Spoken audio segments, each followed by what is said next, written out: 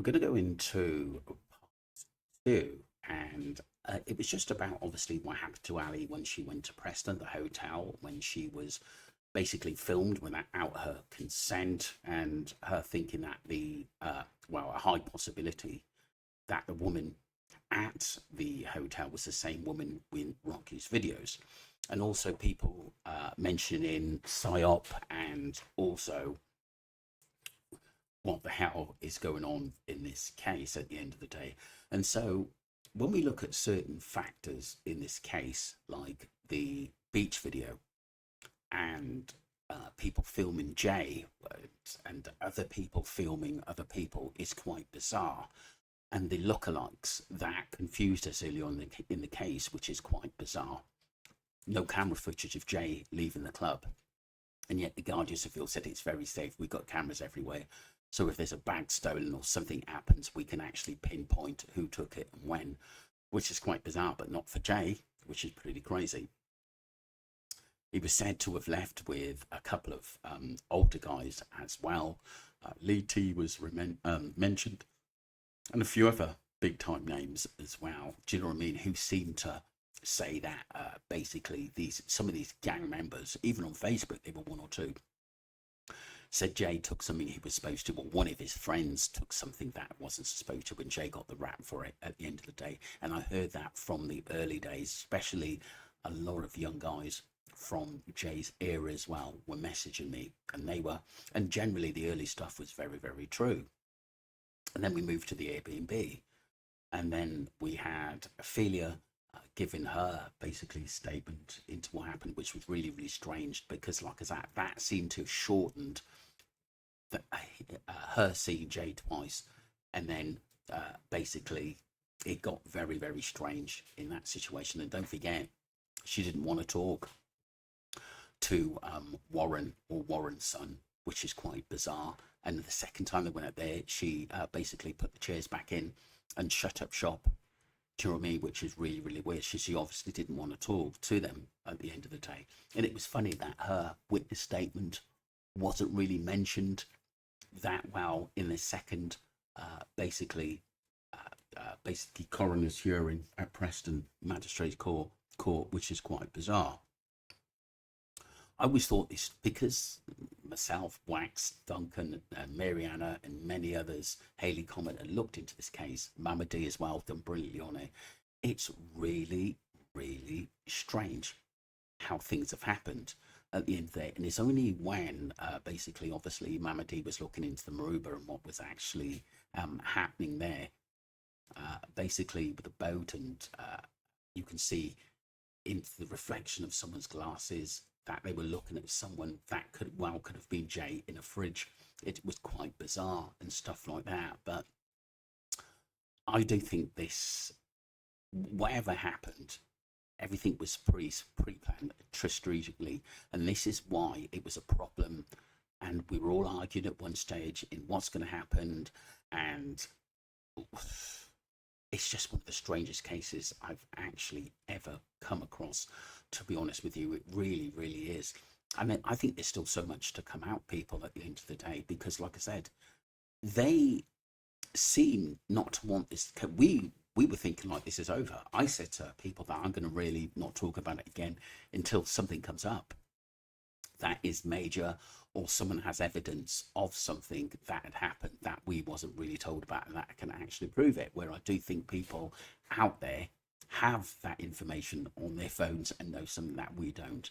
But like I said, it just seems like to me that now people can just talk anything in blasé because it doesn't mean anything, because Jay's life doesn't mean anything to them, so that they can walk around with a swagger and not give a toss what anyone's thinking, because they've got away with what we think as YouTubers and public as murder.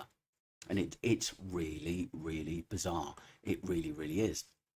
And don't forget, the lady said yesterday with Lockie that it's, Tenerife can be a dangerous place, and technically don't mess with those Moroccans out there at the end of the day. So we just keep getting nitbits of what they're trying to get at the end of the day. I just got a funny feeling they're actually thinking probably we'll never get it. But like I said, we know in cases like this, the truth always comes out. And like I said, I think in the Debbie situation, I think, like I said, I do think basically the threats in the early stage and having to keep her other son safe is possible why she hasn't really told the truth of what she does know. I think basically Brad still to this day told her everything, whereas Lucy and Brandon didn't. And Brad had probably told that uh, Lucy and Brandon know a hell of a lot more, and they didn't tell you the truth. I think that's what it was, and I think that's why Brad, even though he knows a lot more, was allowed to carry the coffin because what he said was the nearest to the truth. But like I said, I had what at the time I believe as a police officer call me and said, "Do I want to be in a Channel 4 show?" But like I said, don't forget I was receiving phone calls from basically Luggy at the end of the day, where I think he wanted to talk about my view on the case at the end of the day and why I think that at the end of the day. But I knew nothing was going to come good of it, and so it was basically it just wasn't going to happen.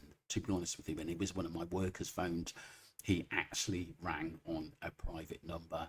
To be honest with you, but like I said, if he'd answered Duncan's questions in the early days, I would have, I would have got into conversations at the end of the day. But we aren't going to know the truth at the end of the day because I think there's so much going on.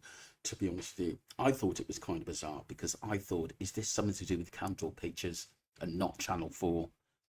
That wanted to get me on camera at the end of the day and try and make a fool of me, but I'm not that stupid. Do you know what I mean? I'm not going to say yes. And then you see Streamline Entertainment and Ali Harris on the set of Channel 4 and Condor Pictures. Do you know what I mean? And question us and stuff like that off the hook. It isn't going to happen. Do you know what I mean? But I'm not that silly. But it's certainly interesting, this case at the end of the day. But ask yourself, people.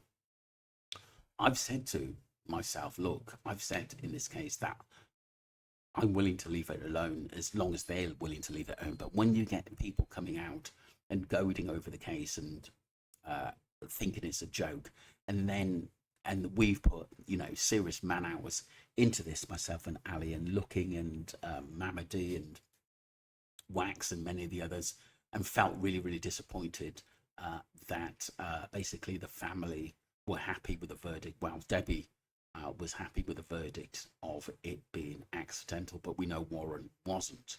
And then we have people coming out basically taking the pee at the end of the day, supposedly going back to the Airbnb. But I do think Rocky was from last year. So they have videos and which they're going to keep putting out to keep us thinking in what happened in this case. Let me know what you think, people, because like I said, things are really, really bizarre at the present moment. Really is. Thank you all.